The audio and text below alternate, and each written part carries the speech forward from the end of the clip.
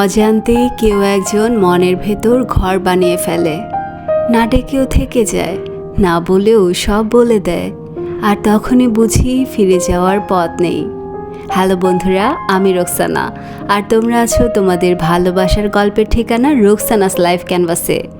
আজ আমি পাঠ করব সালমা চৌধুরীর লেখা আমৃত্যু ভালোবাসিত কি উপন্যাসের ৭৩তম পর্ব। তাহলে চলো ডুবে যাই ভালোবাসার সেই অনুভূতির ভেতরে। পর্ব নাম্বার ৭৩। আজ শুক্রবার, স্নিগ্ধ শীতল পরিবেশ। মেঘের ঘুম ভাঙে প্রায় ১০টার দিকে। ফ্রেশ হয়ে আপন মনে নিচে যাচ্ছিল, আচমকা সিঁড়ির কাছে এসে থমকে দাঁড়ালো। তানভীরের রুমের ভেতর থেকে আসা পড়ার শব্দে মেঘ সহসা ভ্রুকুচকে তানভীরের রুমের দিকে তাকালো। ১ সেকেন্ড দেরি না করে তানভীরের রুমের দরজা ঠেলে ভেতরে দেখলো। মেঘকে দেখে তানভীর পড়া থামিয়ে শান্তস্বরে জিজ্ঞেস করলো, কিছু বলবি? মেঘ হাঁ করে দুহাতে মুখ ঢেকে উত্তেজিত কণ্ঠে বলল, তুমি পড়তে বসেছো? তানভীর নম্রস্বরে বলল, সামনে পরীক্ষা। মেঘ বিস্ময় সমেত তানভীরকে দেখছে। বাসায় মেয়ে সংঘটিত ঘটনার পর থেকে বাবা ছেলে সম্পর্কে যেমন ফাটল ধরেছে, তেমনি ফাটল ধরেছে পড়াশোনার সাথেও। রাজনীতিতে জড়ানোর পর পড়াশোনাটা কেবল সার্টিফিকেটের জন্য চালিয়ে গেছে। পরীক্ষা ব্যতীত কখনো কলেজের গণ্ডিও পার হয় না। এত বছর পর হঠাৎ তানভীরকে পড়তে বসতে দেখে মেঘের বিস্ময় যেন কমছেই না। এক ছুটে গেল হালিমা খানের কাছে। একে একে সবাইকে তানভীরের পড়ার কথা বলেছে। সেসব শুনে মিম আর আদিও তানভীরকে এক নজর দেখে গেছে। মেঘ রুমে এসেই দেখে বন্যা কল দিচ্ছে। বন্যার কল রিসিভ করে মেঘ উত্তেজিত কণ্ঠে বলল, জানিস কি হয়েছে? বন্যা আতঙ্কিত কণ্ঠে বলল, কি হয়েছে? ভাইয়া পড়তে বসেছে। বন্যা ভ্রুকুচকে গম্ভীর কণ্ঠে বলল, এমনভাবে বলছিস আমি তো মনে করেছিলাম কাউকে মার্ডার করে ফেলেছেন। অবশ্য বলা যায় না, করতেও পারেন। মেঘের হাস্যোজ্জ্বল চেহারায় মুহূর্তে বেদনার ছাপ স্পষ্ট প্রতীয়মান হচ্ছে। উজ্জ্বল দৃষ্টিটাও অন্ধকারে আচ্ছন্ন হয়ে গেছে। মুখ ফুলিয়ে শ্বাস ছেড়ে ভারী কণ্ঠে বলল, সরি, আমি ভাইয়ের ব্যাপারে তোকে কিছু বলবো না ভেবেছিলাম, তারপর মুখ ফসকে বেরিয়ে গেছে। কিছু মনে করিস না প্লিজ। বনা ভাব নিয়ে বলল, অনেক রাগ দেখানো হয়েছে, থাক বেবি, আর রাগ করতে হবে না। আর আমিও সরি, আসলে এভাবে তোর কলিজার টুকরা ভাইকে নিয়ে কথা বলা উচিত হয়নি। মেঘ মৃদু হেসে বলল, বাদ দে এসব কথা, এখন তুই বল কেন কল দিয়েছিলি? শুনলাম মিনহাজের পা ভেঙে গেছে। বন্যা কথা শেষ করার আগেই মেঘ ফোঁস করে উঠে রাগীস্বরে বলল, তুই কি বলতে চাচ্ছিস? আমার ভাই ওর পা ভেঙে ফেলেছে? বন্যা রাশভারী কণ্ঠে বলল, আমি এই কথা বলবো কেন? বুঝলাম ভাইকে খুব ভালোবাসিস, তাই বলে আমার কথা শেষ করার আগেই চিৎকার দিয়ে উঠবি? ঠিক আছে বল। ফুটবল খেলতে গিয়ে কিভাবে যেন পা ভেঙে গেছে, এখন হাসপাতালে ভর্তি আছে। মিষ্টিরা সবাই দেখতে যেতে যাচ্ছে, তুই তাদের নাম্বার ব্লক করে রেখেছিস, তাই আমাকে বারবার কল দিচ্ছে। তুই কি যাবি? মেঘ ধীর কণ্ঠে বলল, আজ শুক্রবার, আব্বু বড় আব্বু সবাই বাসায়, দেখি যেতে দেন কি না। আচ্ছা, আমাকে জানাইস। ঠিক আছে। মেঘ নিচে আসতে আব্বুর সাথে দেখা। মেঘ ভয়ে ভয়ে বলল, আব্বু, আমার একটা ফ্রেন্ড পায়ে ব্যথা পেয়েছে, সবাই দেখতে যাবে, আমিও যাই। মোজাম্মেল খান মেয়ের দিকে তাকিয়ে মলিন হেসে বললেন, ঠিক আছে যাও, তানভীরকে নিয়ে যেতে বলো। ভাইয়া পড়তেছে। মোজাম্মেল খান আশ্চর্যান্বিত নয়নে তাকিয়ে বললেন, কি, তোমার ভাই পড়তে বসেছে? মেঘ নিঃশব্দে হেসে বলল, হ্যাঁ, অনেকক্ষণ যাবৎ পড়তেছে। হঠাৎ পড়তে বসার কারণ কি? জানি না, ভাইয়াকে ডাকবো? মোজাম্মেল খান ধীর কণ্ঠে বললেন, না থাক, পড়তে যেহেতু বসেছে পড়ুক, তুমি বরং আবিরকে বলো নিয়ে যেতে। আবিরের নাম শুনেই মেঘ আতঙ্কিত কণ্ঠে বলল, না, আমি একাই যেতে পারবো। মেঘ মনে মনে ভাবছে, আবির ভাই যদি জানতে পারে আমি মিনহাজকে দেখতে যেতে যাচ্ছি, তাহলে তো তেলে বেগুনে জ্বলে উঠবে। মোজাম্মেল খান হালকা ধমকে স্বরে বললেন, একা যেতে হবে না, আবিরকে নিয়ে যাও। আবির ভাই ঘুমাচ্ছেন, এত বেলা হয়ে গেছে এখনও ঘুমাচ্ছে। আবিরের ঘুম ভাঙিয়ে নিয়ে যেতে বলো, আর আবির রাজি না হলে আমি নিয়ে যাব। মেঘ বিড়বিড় করতে করতে আবিরের রুমের সামনে এসে দাঁড়ালো। বুক ফুলিয়ে শ্বাস টেনে ফোঁস করে শ্বাস ছেড়ে ভেতরে ঢুকলো। আবিরের মায়াময় ঘুমন্ত চেহারায় কিছুক্ষণ তাকিয়ে থেকে আস্তে করে ডাকলো, আবির ভাই। আবির ঘুমের মধ্যে জবাব দিল, মেঘ খানিক থেমে মৃদুস্বরে আবারও ডাকলো, আবির ভাই। আবির ঘুম ঘুম চোখে তাকিয়ে মেঘকে দেখেই মুচকি হাসলো। আবিরের সদ্য ভাঙা স্বপ্নটা আবারও চোখের সামনে ভেসে উঠেছে। মেঘের মায়াবী আদলে তাকিয়ে মোলায়েম কণ্ঠে বলল, জি ম্যাম, বলুন। মিনহাজের কথা শুনে কি না কি করে বসবে সেসব ভেবেই ভয়ে মেঘের বুক কাঁপছে। তবুও সাহস নিয়ে বলল, আব্বু বলেছেন আমাকে নিয়ে একটু বাইরে যেতে। আবির শোয়া থেকে এক লাফে বসে উত্তেজিত কণ্ঠে বলল, চাচু বলেছে? জি। কোথায়? মিনহাজ পায়ে ব্যথা পেয়েছে, দেখতে যাব। আবির ভ্রুকুচকে জিজ্ঞেস করলো, পায়ে ব্যথা কিভাবে পেয়েছে? ফুটবল খেলতে গিয়ে। আপনি যাবেন? যাব না কেন, চাচু বলেছেন, যেতে তো হবেই। আবির রেডি হয়ে নিচে নামতেই মোজাম্মেল খানের সাথে দেখা। মোজাম্মেল খান শান্ত স্বরে বললেন, যাওয়ার সময় ফলমূল কিনে নিয়ে যেও। জি আচ্ছা। আর হ্যাঁ, নাস্তা করে বের হও। আবির বলতে নিল পরে খাবো, কিন্তু বলতে পারল না। মেঘ রেডি হয়ে নামতে নামতে আবির অল্প নাস্তা করে নিয়েছে। রাস্তা থেকে ফল আর কিছু খাবার নিয়ে মিনহাজকে দেখতে গেল। আবিরকে দেখেই মিনহাজ শোয়া থেকে উঠতে নিল। আবির তাকে থামিয়ে ধীর কণ্ঠে বলল, এত চাপ নিও না, শুয়ে থাকো। বন্যা মিষ্টিরাও পাশে দাঁড়ানো। আবির মিনহাজদের সাথে স্বাভাবিক ভঙ্গিতে কথা বলছে। তামিমও তাতে সঙ্গ দিচ্ছে, কিন্তু মেঘের বিষয়টা একদম ভালো লাগছে না। মেঘ এখন পর্যন্ত আবিরকে যতটা চিনেছে, আবির মোটেই এরকম নয়। মিনহাজদের সাথে আবিরের কথোপকথন শুনে মনে হচ্ছে না যে দুদিন আগে তাদের ভেতর এত বিদ্বেষ ছিল। মেঘ বন্যার হাতে চিমটি কেটে বিড়বিড় করে বলল, আবির ভাই হঠাৎ মিনহাজদের প্রতি এত উদার কেন হলো বলতো? রাস্তায় এক ছেলে আমার হাত ধরেছিল বলে যাত অবস্থা করেছিল, আর এখন এত বড় ঘটনার পরও উনি এত স্বাভাবিক কেন? বন্যা গম্ভীর কণ্ঠে বলল, আবির ভাইকে আমার নাকি তোর, আমি কিভাবে জানবো? আবির কিছুক্ষণ কথা বলে বেরিয়ে গেছে। মেঘরা বেশ কিছু সময় কথাবার্তা বলল। এর মধ্যে মিনহাজদের বাড়ি থেকে মানুষ আসছে। এই অবস্থায় হোস্টেলে থাকলে কষ্ট হয়ে যাবে, তাই কিছুদিনের জন্য ওকে বাড়িতে নিয়ে যাবে। মিনহাজকে বিদায় দিয়ে মেঘ বন্যারা বিভিন্ন বিষয়ে কতক্ষণ আলোচনা করলো। আবিরকে কল দেওয়ার কিছুক্ষণের মধ্যেই আবির চলে আসছে। মেঘ স্বাভাবিক কণ্ঠে জিজ্ঞেস করলো, কোথায় গিয়েছিলেন? একটু কাজ ছিল। একটা কথা বলবো? আপনার এত পরিবর্তনের কারণ কি? আবির ভ্রু গুটিয়ে ধীর কণ্ঠে শুধালো, কিসের পরিবর্তন? আপনি তো আগে এমন ছিলেন না, তাহলে এখন এমন হয়ে যাচ্ছেন কেন? আবির মলিন হেসে বলল, আপনার ভালোর জন্য। আমার ভালো মানে? আবির বাইক স্টার্ট দিতে দিতে বলল, সময় হলে বুঝবেন। মেঘ শঙ্কায় আর কিছু বলতে পারল না। চুপচাপ দুজনেই বাসায় ফিরেছে। 3 দিন কেটে গেছে। তানভীর গতকালই বন্ধুদের সাথে ট্যুরে গেছে, ফিরতে আরও 2-1 দিন লাগবে। আজ মিমির স্কুলে প্রোগ্রাম, তাই সকাল থেকে মেঘের কাছে বায়না ধরেছে প্রোগ্রামে মেঘের ফোনটা নেয়ার জন্য। মেঘও তেমন আপত্তি করেনি, মিমকে ফোনটা দিয়ে দিয়েছে। বিকেল দিকে মেঘ ঘুমিয়েছিল। হঠাৎ হালিমা খান আর আকলিমা খান এসে ডাকতে শুরু করেছেন। মেঘ ঘুমের মধ্যে কোনো রকমে বলল, ডাকছো কেন আম্মু? তোকে দেখতে মানুষ আসছে, তাড়াতাড়ি ওঠ। সেকেন্ডের মধ্যেই মেঘের ঘুম উঠাও। তড়িৎ বেগে উঠে বসে চেঁচিয়ে উঠল, কি? আকলিমা খান চাপা স্বরে বললেন, আস্তে কথা বল, নিচে লোকজন বসে আছেন। মেঘ অবিশ্বাস্য চোখে তাকিয়ে আবারও চেঁচালো, আমি কোথাও যাব না। মেঘ আশেপাশে ফোন খুঁজতে নিল। হঠাৎ মনে পড়েছে মিমের ফোন নিয়ে যাওয়ার কথা। হুট করে ঘটা ঘটনাগুলো মেঘের মস্তিষ্ক অকেজো করে তুলেছে। কি করবে তার দিশাবিশা পাচ্ছে না। আজ বাসায় তানভীর, মিম কেউ নেই। কে বাঁচাবে মেঘকে? কিভাবে যাবে পাত্রপক্ষের সামনে? আবির ব্যতীত কাউকে পাত্র হিসেবে দেখতেই চায় না মেঘ। যেভাবে হোক আবির ভাইকে জানাতে হবে।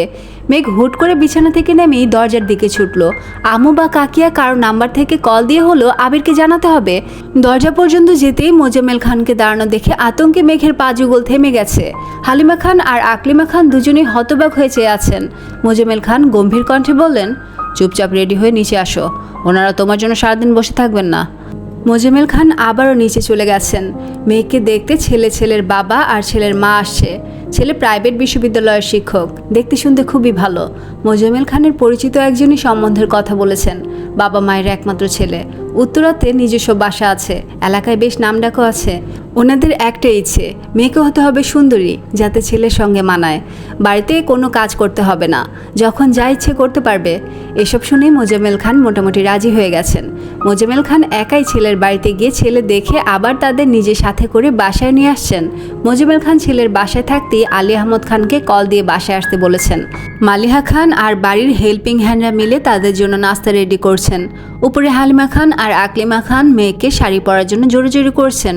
মেঘ শাড়ি ছুঁড়ে ফেলে চিৎকার করে বলছে, তোমরা আমার সাথে এমন কেন করছো? তোমরা কি চাও আমি মরে যাই? হালিমা খান মেঘের মুখ চেপে ধরে আর্তনাদ করে বললেন, আজেবাজে কথা একদম বলবি না। ছেলে দেখা বিষয়ে আমি কিছুই জানি না। তোর আব্বু হুট করে তাদের নিয়ে বাসায় হাজির হয়েছেন। এখন তুই রেডি না হলে বাড়িতে তুলকালাম কাণ্ড শুরু হয়ে যাবে। মারে, আমার কথা মান একটু। মেঘ কাঁদতে কাঁদতে বলল, আমি বিয়ে করব না আম্মু। আকলিমা খান মেঘের চোখ মুছে শীতল কণ্ঠে বললেন, ছেলে পছন্দ না হলে তোকে বিয়ে করতে হবে না। তুই শুধু রেডি হয়ে নিচে যাবি আর আসবি, ঠিক আছে? মেঘ আবারও বলল, আব্বুর দেখানো কোনো ছেলেকে আমার পছন্দ হবে না, আমি বিয়ে করব না। মোজাম্মেল খান নিজ থেকেই উচ্চস্বরে ডাকলেন, কি হলো, তোমাদের আর কতক্ষণ লাগবে? হালিমা খান আর আকলিমা খান দুজনে মেঘের চোখ মুখ মুছে মেঘকে সাজাতে শুরু করেছেন। মেঘের দু চোখ দিয়ে অনর্গল পানি পড়ছে। বাকরুদ্ধ হয়ে দাঁড়িয়ে আছে মেঘ। আবিরই মেঘের জীবনের একমাত্র স্বপ্ন পুরুষ। আবির ব্যতীত এই 1.5 বছরে কাউকে নিয়ে 1 সেকেন্ডের জন্য ভাবেনি, অথচ আজ সব কিছু তছনছ হয়ে যাচ্ছে। কিছুক্ষণের মধ্যেই মেঘকে এক কঠিন পরিস্থিতির মোকাবেলা করতে হবে। ভেতরে ভেতরে মেয়েটা চিৎকার করে বলছে, আমি আবির ভাইকে ছাড়া কাউকে বিয়ে করব না। অথচ মুখ ফুটে কিছুই বলতে পারছে না। কান্না গলায় আটকে মেঘের নিঃশ্বাস বন্ধ হয়ে আসছে। কাশতে কাশতে চোখ লাল হয়ে গেছে, তবুও কান্না থামছেই না। 20 থেকে 25 মিনিট পর মোজাম্মেল খান আবারও উপরে আসছেন। ততক্ষণে মেহমানদের নাস্তা খাওয়া শেষ। আলী আহমদ খান বাসায় ফিরে কেবলই ফ্রেশ হতে গেছেন। মালিহা খানও নিজের রুমেই বসা। মেয়েকে অনেক জোরাজুরি করেও শাড়ি পরাতে পারেনি, তাই সবুজ রঙের একটা 3 পিস পরিয়ে আকলিমা খান মোটামুটি সাজিয়ে দিয়েছেন। চোখে কাজল আর ঠোঁটে লিপস্টিক দিলেই মেয়েটাকে অসম্ভব সুন্দর লাগে। আকলিমা খানও সেটাই করেছেন। মোজাম্মেল খান দরজা থেকে মেয়েকে দেখে কপাল গোটালো। ভেতরে এসে গম্ভীর কণ্ঠে বলল, কি শুরু করেছো তুমি? আর কতক্ষণ ওনাদের বসে রাখবা? মেঘ মাথা নিচু করে দাঁড়িয়ে আছে। মোজাম্মেল খান ভারী কণ্ঠে বললেন, আমাকে ভাইজান বলেছিল পাত্রপক্ষ বাসায় এনে তারপর কথা বলতে, আমি তাই করেছি। এখন দেখি কে আটকায়। মেঘ মনে মনে আড়ালো, আমার আবির ভাই আসলে এক মুহূর্তেই সব কিছু ছাড়খাড় করে দিবে, তারপর বুঝবা কে আটকায়। আকস্মিক নিচ থেকে আবিরের চিৎকারের শব্দ ভেসে আসছে। আবিরের কণ্ঠ কানে বাজতেই মেঘ সহসা বিপুল চোখে তাকালো। সর্বাঙ্গে হিমশীতল হাওয়া বয়ে যাচ্ছে, দু চোখ চিকচিক করছে। আবিরের কণ্ঠে একের পর এক হুঙ্কার আসছে। মোজাম্মেল খান দ্রুত রুম থেকে বেরিয়ে গেলেন। ওনার পেছন পেছন হালিমা খান ও আকলিমা খানও ছুটছেন। মেঘের দু চোখ দিয়ে তখনও পানি পড়ছে, কিন্তু ঠোঁট জুড়ে প্রশান্তির হাসি ফুটেছে। মেঘ দীর্ঘ নিঃশ্বাস ছেড়ে বলল, আপনি আমার অভয়, আপনি আমার প্রণয়, তাই তো দণ্ডে দণ্ডে আপনার অনুসঙ্গে ডুবে যেতে চাই। মোজাম্মেল খান রুম থেকে বের হয়ে বেলকনি থেকে নিচে তাকাতেই চোখে পড়ল আবির একটা ফুলদানি ফ্লোরে ছুঁড়ে চিৎকার করে বলছে, আর কোনোদিন যদি এই বাসার চৌকাঠ পার করার চেষ্টা করেন তাহলে জীবন নিয়ে ফিরতে পারবেন না। পাত্রপক্ষ ভয়ে এক প্রকার জীবন বাঁচাতে পালিয়েছে। মোজাম্মেল খান সিঁড়ি দিয়ে নামতে নামতে চিৎকার করে বললেন, সমস্যাটা কি তোমার? আমার কোনো সমস্যা নেই। তুমি বিয়ে করবে না বলে কি এই বাড়ির কারো বিয়ে হবে না? আবির উচ্চস্বরে চেঁচিয়ে উঠল, না হবে না, আগামী 6 মাস এই বাড়িতে কোনো বিয়ে হবে না। তোমার কথাই শেষ কথা? আবির রাগান্বিত কণ্ঠে পুনরায় বলল, হ্যাঁ, এই ব্যাপারে আমার সিদ্ধান্তই শেষ সিদ্ধান্ত। মোজাম্মেল খান রাগে ফোঁসফোঁস করছেন। অতিরিক্ত রাগে আবিরের চোখ মুখ লাল টকটকে হয়ে গেছে। মালিহা খান, আকলিমা খান আর হালিমা খান তিনজনে আবিরকে থামানোর চেষ্টা করছেন। আজ আবিরকে থামানো সম্ভব না। মোজাম্মেল খানও রাগের চোটে যাতা বলছে। আবিরও প্রত্যুত্তরে নিজের ক্ষোভ প্রকাশ করেই চলেছে। আবির রাগে সবার পাশ কাটিয়ে উপরে যেতে যেতে বিড়বিড় করে বলল, এরপর পাত্রী দেখার নাম করে কেউ এ বাসা আসলে চৌকাঠ পার হওয়ার আগেই 2 পা ভেঙে দিব। অতিরিক্ত রাগে আবিরের শরীর ঘামে একাকার অবস্থা। শার্টের বোতাম খুলতে খুলতে একটু এগোতেই মেঘের সঙ্গে দেখা। ডাগর ডাগর 2 চোখে গাঢ় কাজল আর ঠোঁট ভর্তি লিপস্টিক দেখে আবিরের মেজাজ তুঙ্গে। মেঘ ছলছল নয়নে তাকিয়ে আছে। এমন সময় আলী আহমদ খান নিজের রুম থেকে বের হয়েছেন। মোজাম্মেল খান তখনও নিজের মতো বকবক করেই যাচ্ছেন। আবির দীর্ঘশ্বাস ছেড়ে 2 হাতের বৃদ্ধাঙ্গুল দিয়ে মেঘের 2 চোখের কাজল লেপটে দিয়েছে। সাথে সাথে ডান হাতের বৃদ্ধাঙ্গুলে মেঘের ঠোঁটে ঘষা দিয়ে লাল টকটকে লিপস্টিক গাল পর্যন্ত ছড়িয়ে দিয়েছে। মেঘ আহামকের মতো তাকিয়ে আছে। আবির গম্ভীর কণ্ঠে বলল, নিচে তো শ্বশুর অপেক্ষা করছে, যা নিজের রূপটা দেখিয়ে আয়। আবির ফোঁসফোঁস করে নিজের রুমে চলে গেছে। মেঘ ঘাড় ঘুরিয়ে কতক্ষণ আবিরের দিকে তাকিয়ে রইল। নিচ থেকে আলী আহমদ খানের ধমকের শব্দে মেঘ লাফ দিয়ে উঠে সঙ্গে সঙ্গে নিজের রুমে ঢুকে দরজা বন্ধ করে দিয়েছে। ড্রেসিং টেবিলে নজর পড়তেই মেঘ গুটি গুটি পায়ে এগিয়ে গেল। লেপটে যাওয়া কাজল আর গাল ভর্তি ছড়ানো লিপস্টিক দেখে মেঘ মুচকি হেসে বলল, আবির ভাই, আপনি বড্ড হিংসুটে, তবে এই হিংসুটে মানুষটাকে আমি ভালোবাসি। নিচ থেকে চিৎকার চেঁচামেচির শব্দ আসছে। মেঘ ভয়ে গুটিসুটি মেরে বিছানার এক কর্নারে বসে আছে। 2 একবার উঠে দরজা পর্যন্ত গিয়েও ফিরে এসেছে। আবিরের প্রতি মেঘের অগাধ বিশ্বাস। আবির একাই সবকিছু সামলে নিতে পারবে, কিন্তু আজ আর তা হলো না। 2 ভাইয়ের পীড়নে আবির আটকে গেল। আলী আহমদ খান হুঙ্কার দিয়ে উঠলেন, তোমাদের জন্য কি এলাকায় মান সম্মান নিয়ে বাঁচতে পারবো না?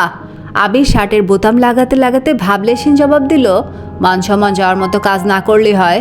আলী আহমদ খান আবারও চেঁচালেন, আমরা কি করব না তা কি তোমাদেরকে বলে করতে হবে? আবির নিশ্চুপ দাঁড়িয়ে আছে। মোজাম্মেল খান 2 হাতে মাথা চেপে ধরে বসে আছেন। আলী আহমদ খান আবারও বলতে শুরু করলেন, শুধু হাতে পায়ে বড়ই হয়েছ, কিন্তু মানুষের সাথে কেমন আচরণ করতে হয় তা শিখোনি। এই মানুষগুলো যখন বাহিরে আমার উপর আঙুল তুলবে তখন কি জবাব দিব আমি? আমার ছেলে হয়ে তোমার এই আচরণ কিভাবে হতে পারে? তোমরা প্রতিনিয়ত প্রমাণ করছো তোমরা কারো ভরসার যোগ্য নও। তোমাদের উপর ভরসা করলে একদিনে আমার সাম্রাজ্য ধ্বংস করে ফেলবে। আবির দীর্ঘ নিঃশ্বাস ছেড়ে ধীর কণ্ঠে বলল, আব্বু প্লিজ মাথা ঠান্ডা করুন, আপনি অসুস্থ। আমার অসুস্থতা নিয়ে তোমার ভাবতে হবে না, তোমার আচরণই সব কিছু বুঝিয়ে দিয়েছে।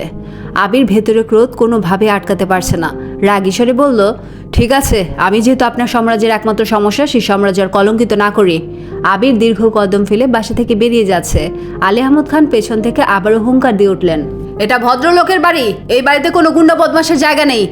আবির কথাটা শুনেও ফিরে তাকায়নি। বাড়ির 3 কর্তি এক কোণায় চুপ করে দাঁড়িয়ে আছেন। আলী আহমদ খান আর মোজাম্মেল খানের রাগে তারা বরাবরই চুপ থাকে।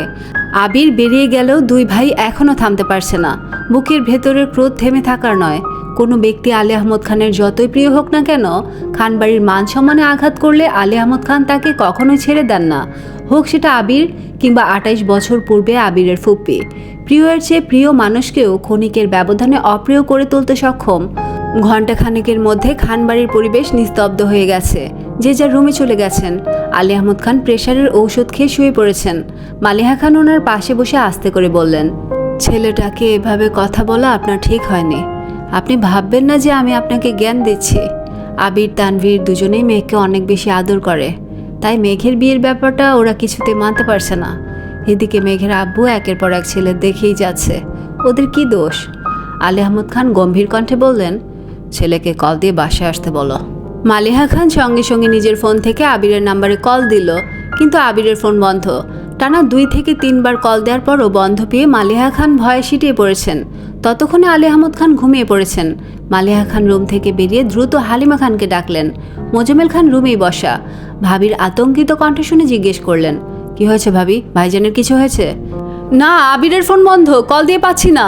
মোজাম্মেল খান নিজের ফোন থেকেও একবার চেষ্টা করলেন, বন্ধ পেয়ে স্বাভাবিক কণ্ঠে বললেন, রাগ করে বেরিয়েছে তাই হয়তো ফোন বন্ধ, খুলে ফেলবে কিছুক্ষণের মধ্যে, আপনি রেস্ট নিন। হালিমা খানও বেশ কিছুক্ষণ বুঝিয়েছেন, কিন্তু মালিহা খানের আতঙ্ক কমছেই না। তানভীরকে কল দিয়ে বলেছে, তানভীর ওখান থেকেই পরিচিত সবার সাথে যোগাযোগ করেছে, কিন্তু আবিরের সাথে কারো কথা হয়নি। রাকিবকে কল দেওয়ার পর রাকিব বলল, আবির যাওয়ার সময় আমাকে বলেছে প্রয়োজনে আজই আব্বু চাচুকে সব বলে দিব, তবু এত প্যারা নিতে পারবো না। তানভীর বাসার ঘটনা যা জানে সবটাই রাকিবকে জানিয়েছে। সব জায়গায় খোঁজ খবর নিতে বলেছে। এত ঘটনার মাঝে মেঘের কোনো হদিস নেই। ইকবাল খান সন্ধ্যার দিকে অফিস থেকে ফেরার পথে মিমকে প্রোগ্রাম থেকে নিয়ে আসছে। বাসায় এসে এসব ঘটনা শুনে ইকবাল খান স্তব্ধ হয়ে গেছেন। মিম সঙ্গে সঙ্গে ছুটল মেঘের রুমের দিকে। মেঘের রুমের দরজা বন্ধ। অনেকক্ষণ ডাকার পর মেঘ ঘুম থেকে উঠে দরজা খুলে দিয়েছে। মেঘের চোখ আর ঠোঁট এখনও আগের মতোই আছে। মিম ভ্রুকুচকে বলল, তোমার এই অবস্থা কেন? মেঘ আয়নায় নিজের মুখটা দেখে মুচকে হেসে বলল, এমনি। মিম মেঘের ফোন মেঘকে দিয়ে আতঙ্কিত কণ্ঠে বলল, তুমি হাসছো? ভাইয়া যে রাগ করে বাসা থেকে বেরিয়ে গেছে তা কি তুমি জানো? এমনকি ভাইয়ের ফোনও নাকি বন্ধ? মেঘ আতকে উঠে বলল, কি? মেঘ তাড়াতাড়ি আবিরের নাম্বারে ডায়াল করলো। সত্যি সত্যি নাম্বার বন্ধ। ইন্টারনেট সব জায়গা থেকে মেসেজ দিয়েছে, কিন্তু আবির কোথাও নেই। মেঘের চোখ মুখ মুহূর্তে অন্ধকারাচ্ছন্ন হয়ে গেছে। বুকের ভেতর আতঙ্ক বাসা বেঁধেছে। মেঘের এখন নিজের উপর খুব রাগ হচ্ছে। না ঘুমিয়ে তখন রুম থেকে বের হলেই পরিস্থিতি বুঝতে পারত। অন্তত আব্বু আর বড় আব্বুর সামনে কিছু একটা বলতে পারত। মিম শীতল কণ্ঠে বলল, আজ তোমার ফোনটা নেওয়া একেবারে উচিত হয়নি, সরি আপু। মেঘ মৃদু হেসে বলল, তোর কোনো দোষ নেই, সব দোষ আমার কপালের, তুই রুমে যা। মেঘ অনবরত আবিরের নাম্বারে কল দিয়েই যাচ্ছে। ফুপি, জান্নাত আপু, আসিফ ভাইয়া সবার সাথে কথা বলেছে, কিন্তু কেউ কিছু জানে না। মেঘ নিচে নামতে পারছে না, কারণ আজকের এই ঘটনার জন্য মেঘ নিজেকে দায়ী করছে। মেঘ উপায় না পেয়ে বন্যাকে কল দিল। বন্যা কল রিসিভ করতেই মেঘ একে একে সব বর্ণনা করেছে। বন্যা শান্তস্বরে বলল, আচ্ছা রাত পর্যন্ত অপেক্ষা কর, দেখ উনি আসেন কিনা। ফোন বন্ধ জেনেও মেঘ একের পর এক কল দিয়েই যাচ্ছে। রাত 9টার দিকে তানভীর মেঘকে কল দিল। মেঘ কান্না ভেজে কণ্ঠে জিজ্ঞেস করলো, ভাইয়া আবির ভাই কোথায়? তানভীর মোলায়েম কণ্ঠে বলল, আমি খোঁজ নিচ্ছি, যোগাযোগ হলে জানাবো। তাছাড়া আগামীকাল আমি বাসায় ফিরবো, তুই মন খারাপ করে থাকিস না। মেঘ কাঁদতে কাঁদতে বলল, আমার জন্যই তোমাদের এত ঝামেলা, আমি যেদিকে 2 চোখ যায় সেদিকে চলে যাব। তানভীর ঠান্ডা কণ্ঠে বলল, পাগলামি করিস না বোনো, একটু বুঝে চেষ্টা কর। মেঘ কল কেটে দিয়েছে। রাতে কারো খাওয়া দাওয়া নেই। যে যার মতো আবিরকে কল দিচ্ছে। পরিচিত সবার সাথে বারবার যোগাযোগ করেছে, কিন্তু কেউ কিছু জানে না। বন্যা রাতে আবারও কল দিয়ে খোঁজ নিয়েছে। 2 দিন কেটে গেছে, আবির এখনও বাসায় ফিরেনি। 2 দিন ধরে কোনো অফিসও যাচ্ছে না। আলী আহমদ খান, মোজাম্মেল খান, ইকবাল খান নিজেদের মতো খোঁজ খবর নিয়েই যাচ্ছেন, কিন্তু আশানুরূপ ফল পাচ্ছেন না। আজ বিকেলে বন্যা মেঘদের বাসায় আসছে। মেঘকে রুমে না পেয়ে সরাসরি ছাদে গেল। মেঘ চোখ বন্ধ করে সোফায় হেলান দিয়ে বসেছিল। বন্যা মৃদুস্বরে ডাকলো, মেঘ। মেঘ বন্যাকে দেখেই বসা থেকে উঠে জড়িয়ে ধরে কাঁদতে কাঁদতে বলল, আমার জীবনটা এত কষ্ট কেন? বন্যা মেঘের মাথায় হাত বুলিয়ে শান্তস্বরে বলল, কষ্ট সবার জীবনেই থাকে। কেউ মনের মধ্যে চেপে রাখতে পারে, আবার কেউ পারে না। মন খারাপ করিস না, দোয়া করি আবির ভাইয়ের জন্য তাড়াতাড়ি ফিরে আসেন। মেঘকে বেশ কিছুক্ষণ বোঝানোর পর মেঘ শান্ত হয়েছে। দুই বান্ধবী পাশাপাশি বসা। বন্যা হঠাৎ ধীর কণ্ঠে বলল, একদিক থেকে তুই খুব ভাগ্যবতী। কোন দিকে? এই যে আবির ভাইয়ের প্রেয়সী হিসেবে। দুনিয়া উল্টে যাক আর যাই হয়ে যাক, তোর বিপদে উনি ঠিকই তোকে বাঁচিয়ে নেন। এমন মানুষ পাওয়া ভাগ্যের বিষয়। সেই ভাগ্যটাকে তো কোনোভাবেই ধরে রাখতে পারছি না, আর নিজেকে শক্ত রাখতে পারছি না। তুই কিভাবে এত শক্ত থাকিস? বন্যা মলিন হেসে বলল, শক্ত থাকি না, তবে শক্ত থাকার চেষ্টা করি। কিভাবে? তুই একদিন বলেছিলি মানুষ নিরন্তর সুখের নীড় খুঁজে, কষ্ট আড়াল করে প্রতিনিয়ত স্বভাবসিদ্ধ হাসে। সত্যি বলতে এটি বাস্তবতা। জীবনে চলার পথে প্রতিটা মানুষই মানসিক শান্তি খুঁজে, যেখানে সে সর্বোচ্চ ভালো থাকতে পারবে। কিন্তু সেই সুখের স্থান সবার ভাগ্যে জুটে না। তখন বাধ্য হয়ে ভালো থাকার অভিনয় করতে হয়। মেঘ ভ্রুকুচকে প্রশ্ন করল, তোর আবার কি হয়েছে যে তোকে অভিনয় করতে হয়? বন্যা মলিন হেসে বলল, তেমন কিছু না, বাদ দে। মেঘ ভারী কণ্ঠে বলল, আমি বাদ দিব না, তোকে আজ বলতেই হবে। আমি প্রায় খেয়াল করি তুই মাঝে মাঝে মনমরা হয়ে থাকিস, জিজ্ঞেস করলে ইগনোর করিস। আজকে তোকে বলতেই হবে। জানি কথাগুলো শুনতে তোর কষ্ট লাগছে, কারণ আমি তোর বেস্ট ফ্রেন্ড হয়েও তোর কাছে এত বড় সত্যিটা লুকিয়েছি। মেঘ ভ্রুকুচকে আতঙ্কিত কণ্ঠে প্রশ্ন করলো, কি হয়েছে তোর? বন্যা ঢোক গিলে উষ্ণস্বরে বলতে শুরু করলো, আমাদের এসএসসি পরীক্ষার পর অনেক দিন তোর সাথে আমার যোগাযোগ ছিল না। তখন হাতে ফোনও ছিল না। ওই সময় মামা বাড়িতে বেড়াতে গিয়েছিলাম। ওখানে এক মামাতো ভাইয়ের সাথে মোটামুটি ভালো মিল হয়েছিল। ভাইয়া তখন রাবিতে পড়তো, ছুটিতে বাড়ি আসছিল। আর যেহেতু ভাইয়াদের বাসাতে আমরা বেড়াতে গিয়েছিলাম, সেই সুবাদে দুষ্টামি ফাজলামো করতাম। একদিন আম্মু মামা মামি কথা বলছিল। কথার মাঝখানে আমাদের দুজনের কথা ওঠে, আর মোটামুটি বিয়ের আলোচনা শুরু হয়ে যায়। তখন আমি আর ভাইয়া দুজনই রুমে উপস্থিত। আমি ফাজলামো করলেও সেটা ভাই হিসেবে করতাম, কিন্তু আম্মুদের আলোচনায় তা সম্পূর্ণ বদলে গেছে। ভাইয়ার সাথে আমার ওই রকম কিছু নেই, এটা আম্মুকে বলার পর আম্মু বলেছে এই বিয়ের আলোচনা আরও 1 বছর আগেই হয়েছিল, যেটা এতদিনে প্রকাশ পেয়েছে। মূল কথা, তারা দেখতে চেয়েছিল আমার আর ভাইয়ার বন্ডিংটা কেমন হয়। এসব জানার পর আমি আরও বেশি হতাশ হয়ে গিয়েছিলাম। বাধ্য হয়ে সুযোগে ভাইয়াকে সব কিছু খুলে বলি। ভাইয়া সাহায্য করার বদলে আমায় প্রপোজ করে বসেন। তখন রাগ করে মামা বাড়ি থেকে চলে আসি। এরপর থেকে ভাইয়া মাঝে মাঝে আম্মুর নাম্বারে কল দিত। যেহেতু প্রাথমিকভাবে বিয়ের আলোচনা হয়েই ছিল, তাই আম্মু আমাকে ফোন দিতেন। আমি না চাইতেও ওনার সাথে কথা বলতাম। ধীরে ধীরে আমিও মানসিকভাবে সেই মানুষটার সাথে জড়াতে শুরু করি। আমার যেহেতু আলাদা ফোন ছিল না, ওইভাবে কথাও হতো না। একদিন আপুর ফোন থেকে ফেসবুকে ওনার আইডি চেক করি, যা দেখে আমি রীতিমতো টাসকে খেয়েছিলাম। ওনার আইডিতে একের পর এক মেয়ের ছবি। ওনার বন্ধুর তালিকায় ছেলে নেই বললেই চলে। তার মধ্যে একজনের সাথে বেশ কিছু ছবিও পোস্ট করা, যার সবগুলোতেই রোমান্টিক ক্যাপশন দেয়া। আমি সেসব সহ্য করতে না পেরে ওনাকে কল দিয়ে রাগারাগি করি। এক পর্যায়ে উনি স্বীকার করেন যে সেই মেয়ে তার গার্লফ্রেন্ড, শুধুমাত্র পরিবারের মানুষের সামনে ভালো সাজার জন্য এমন কাজটা করেছে। তাছাড়া উনি আমার চেয়ে ভালো কাউকে ডিজার্ভ করেন। আরও কত কি। বন্যা দীর্ঘ নিঃশ্বাস ছেড়ে আবারও বলল, সেদিনের পর একটা কথাই মাথায় ঢুকেছে, জীবনে বহুরূপী মানুষের চেয়ে একজন অতি সাধারণ মানুষও ঢের ভালো। মানুষটা নিষ্ঠুর কিংবা পাষাণ হোক, তবু একান্ত আমার হোক। এই ছিল আজকের আমরাই তো ভালোবাসি তোকে উপন্যাসের ৭৩তম পর্ব। সব অনুভবের কোনো সমাধান হয় না, কিছু অনুভব শুধু সময়ের ভেতর দিয়ে হেঁটে যায়। আজকের গল্প হয়তো থেমেছে, কিন্তু তার রেশ রয়ে যাবে অনেকক্ষণ। ভিডিওটি ভালো লাগলে অবশ্যই লাইক, কমেন্ট, শেয়ার করতে ভুলবে না। পরবর্তী অধ্যায়গুলো শুনতে চ্যানেলটি সাবস্ক্রাইব করে পাশে থাকা বেল আইকনটি অন করে রাখো। আজকের মতো এখানে বিদায় নিচ্ছি। শীঘ্রই ফিরে আসবো আর একটা নতুন পর্ব নিয়ে। ততক্ষণ পর্যন্ত ভালো থেকো, সুস্থ থেকো, নিজের যত্ন নিও। আল্লাহ হাফেজ।